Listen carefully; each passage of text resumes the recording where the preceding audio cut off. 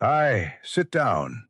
I have more to tell, and it isn't pleasant. There are names in this world that carry weight.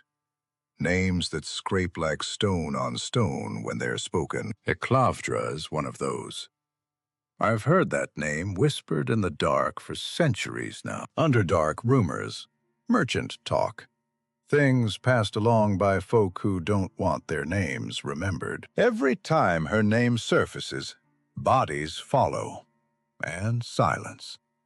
She isn't some upstart priestess or knife-happy zealot. She's old power, calamity old. A high-born drow, matron mother of House Isle serves in Errol-High Sinlu, the black heart of the Underdark. Some claim she may even be older than the Bright Queen herself. Others whisper the two are blood kin. Likely just more rumors, but dangerous ones. When Loth vanished, one of her divine sulks, the drow panicked. Some clung tighter to the Spider Queen. Others looked elsewhere. New gods, old gods, any promise that didn't come with a lash. Eclavdra chose power. She turned her back on Loth when it suited her, worked with surface folk, Durgar, mind flayers, anyone who could help her rise. Loth noticed. The Spider Queen doesn't forget betrayal, and she doesn't forgive it. Eclavdra was cast out, but exile doesn't always break a mind.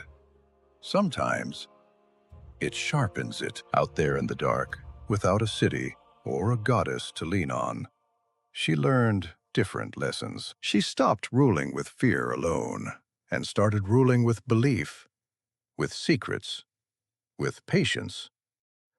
She learned how to make folk want what she wanted, or fear what would happen if they didn't. And there are stories she shared a bed or two with demon lords along the way.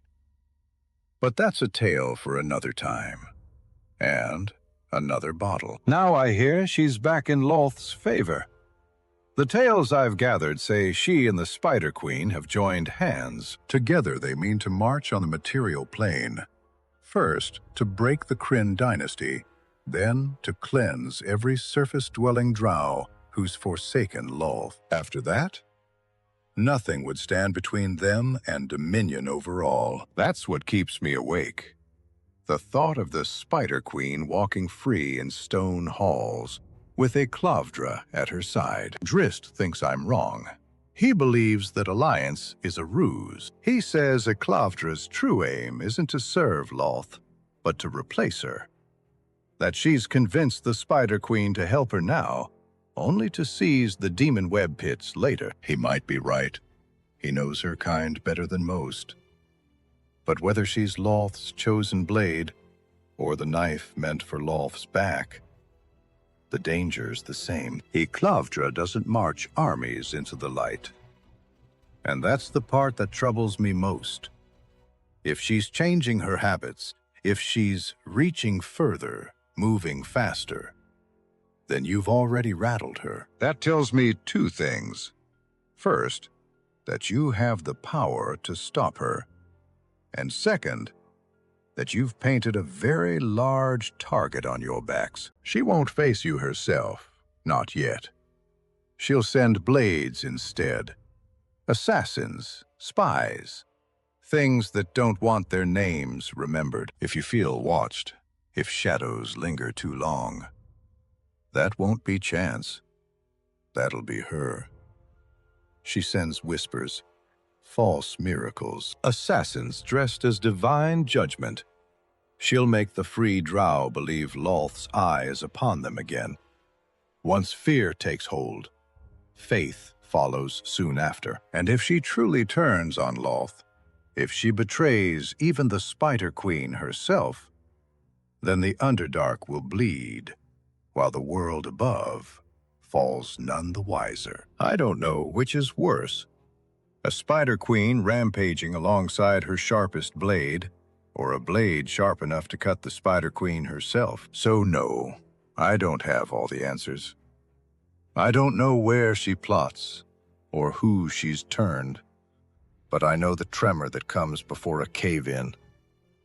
I know the taste of war in the air. Whether it's Eclavdra's repentance or her betrayal, the end looks the same. A slow, crawling darkness. That's why I tell you now.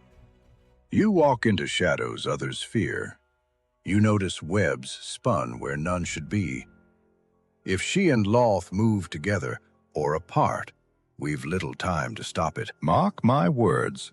Once those spiders start praying in unison again, or once the biggest spider realizes it's about to be eaten, there won't be a corner of this world that doesn't feel the quake. That's all the truth I've got to give you. Before you go thinking you're walking out of here alone, you're not. You've earned that much. You've also made yourselves a problem. The kind Eclavdra doesn't ignore. If she's shifting her habits, pushing harder, moving faster, it means you've rattled her, and that means two things. First, you have the power to stop her. Second, you've painted a target on your backs big enough to see from the demon web pits. She won't come at you honest. She won't meet you in a grand battle with banners and drums. She'll send knives, spies, poison, the sort of shadows that smile while they cut. So if you feel watched, if footsteps linger where they shouldn't, that won't be chance. That'll be her. Now, I don't send children into the deep dark without a lantern, and I don't send warriors into a spider's web without someone who knows how to burn silk. This is Thraxim Forge Weaver. He's a shield dwarf, and he's as stubborn as a cracked anvil. He built defenses for tunnels the Underdark itself didn't want built. Drow learned to slip past one of his wards once, and Thraxim's spent the rest of his life making sure it never happens again. He's not here to take your glory. He's not here to tell you how to fight.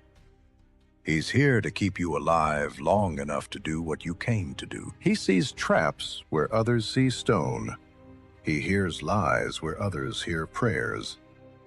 And if Eclavdra has 100 assassins out there hunting you, then you'll want a man who prepares for failure the way most folk prepare for victory. He'll travel with you, advise when asked, build when needed, patch you up when you're bleeding. And if you've got a plan to kill a matron mother who thinks she can bargain with gods, he'll help you sharpen it. That's all I can give you in knowledge.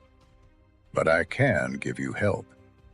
Steel, shelter, names whispered in the right ears, supplies that don't show up on any ledger. And if any of you start thinking you're a burden to this hall, remember this.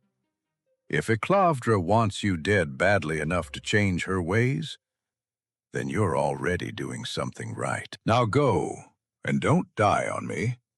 I'd hate to have to send Dritz after you just to drag your bones back for a proper burial.